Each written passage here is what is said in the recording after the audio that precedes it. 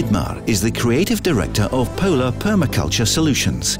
As pioneer in permaculture, he is growing crops in the northernmost town in the world on an isolated Arctic island, Svalbard. He will gladly share his experiences on growing crops in extreme conditions.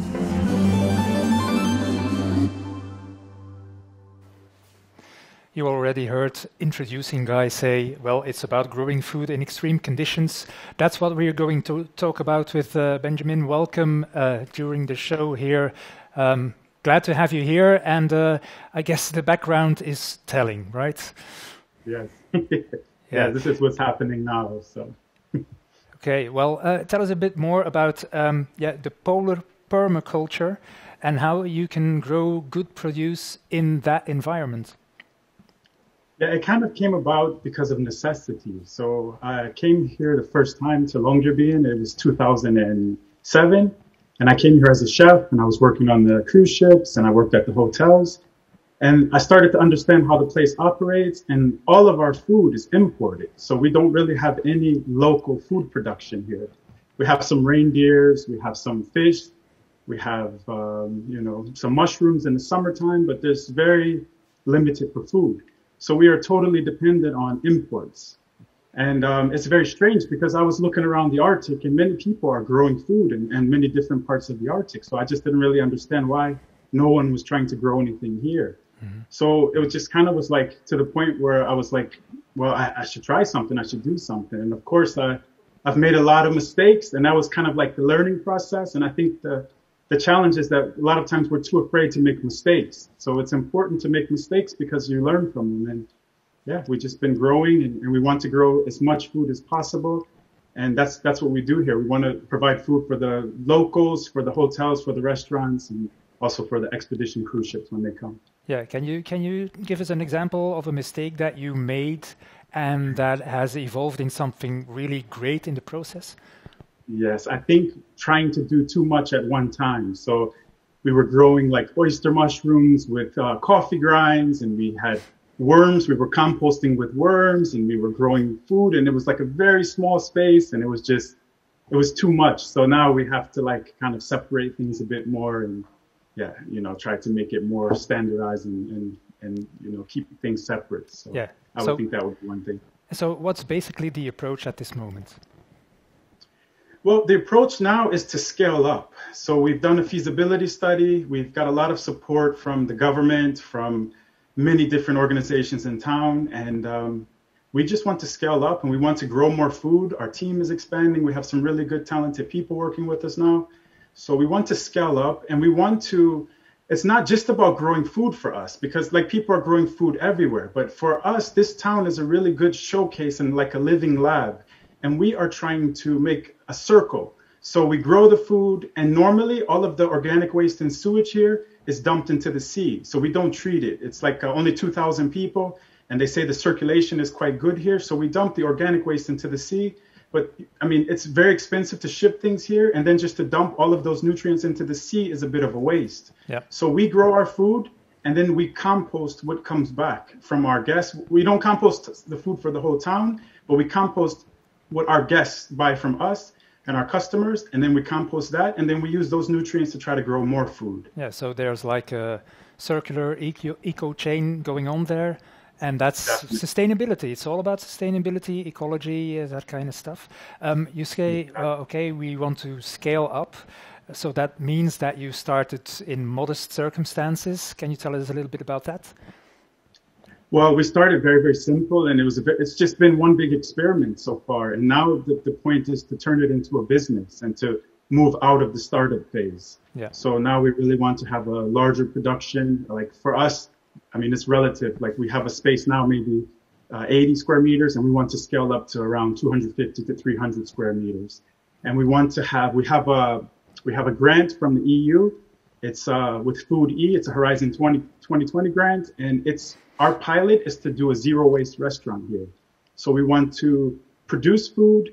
We want to coordinate with the tourism. We also offer tours. We invite people to visit, and we talk about, sustainable, how to make this place more sustainable. We want to have a cafe/restaurant where we can push for more zero waste ideas and try to make an example of this place, because we have a lot of infrastructure here. And, of course, it would be, most people think, why are people living there anyway? But it's a very interesting town. And I would it's never a treaty say that. Town.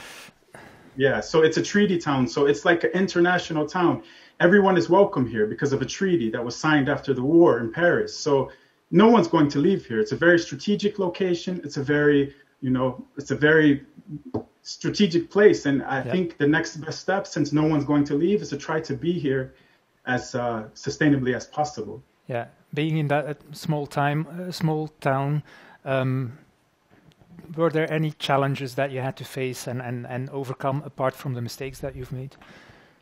Everything has been super difficult here. And I think it's because it's a very high turnover, and, and it's a very special place, and many people come and they have great ideas and then they leave. And I think the only reason why I'm here now is because I've been doing this for 12 years. So I've just kind of like endured and just pushed on, and I never gave up. And like, it just started with a dream, just me wanting to have the freshest food.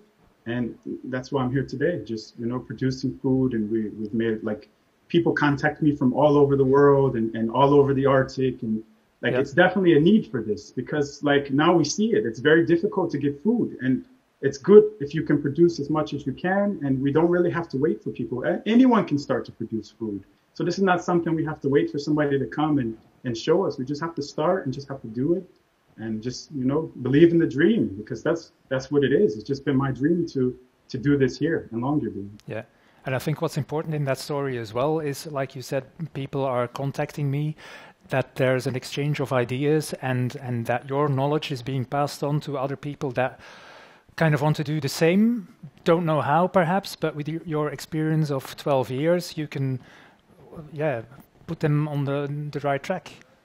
Exactly. And we would like to, because I think we have a unique situation here, and it's really open to these type of projects. And I think we can make it, like a total system. And then the goal would be to try to export those to different locations, to go and set up what we set up here into different locations around the world, around the Arctic, inner cities. I mean, this could be applied to many different situations. So, it's needed. Are you telling me now that the scale up is not only in size, but that you're thinking of expanding the idea to other places than where you are at now? Definitely, because it's just a concept. It's just like a toolbox, and we just kind of like put it together, and we've experimented and tried a lot of different ideas, and we can put it together in different ways that, can apply to different situations. So I don't see why not. I don't see why it couldn't, be used in different places. If people contact you and they tell you, well, I don't know where to begin, what would you tell them? I would say just start with what you have, where you are. Because we always think that we need something else, or it's not enough, or we need more. You just start with what you have right now. If you just have a pot and some soil, start planting something in that. If you have a garden, use that. If you have a bigger place, use that. So I think we just have to start and not, make excuses. I think that's what I would recommend and I would advise. Yeah. If you look back at what you've achieved, what are you most proud of?